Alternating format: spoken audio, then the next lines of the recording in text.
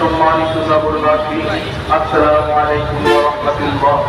আগামী 19 জুলাই রোজ শনিবার বেলা 2টা থেকে ঢাকার ঐতিহাসিক সোহরাওয়ার্দী উদ্যানে বাংলাদেশ জামায়াতে ইসলামীর উদ্যোগে 68 জাতীয় সংসদ নির্বাচন সভার নিরপেক্ষ ও শান্তিপূর্ণভাবে অনুষ্ঠানের লক্ষ্যে শান্তিশৃঙ্খলার দাবিতে এক জাতীয় সমাবেশ অনুষ্ঠিত হবে ইনশাআল্লাহ।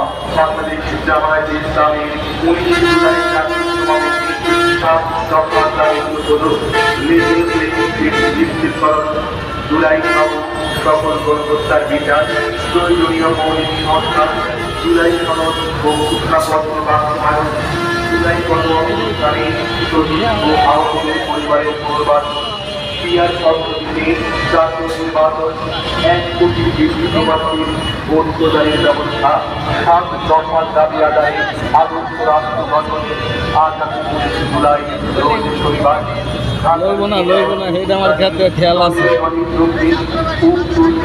জানি আমি আমি জানি, আমি দেখতেছি কেডা আহে না, আমার এই মাথায় আছে।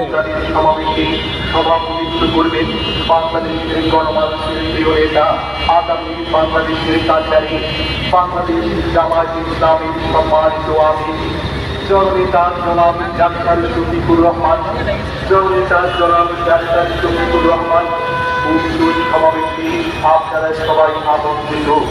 19 জুলাইয়ের জাতীয় সমাবেশে যোগ দিয়ে সফল করুন। সোহরাওয়ার্দী উদ্যানের সমাবেশে যোগ দিয়ে সফল করুন। গণমানুষের সমাবেশ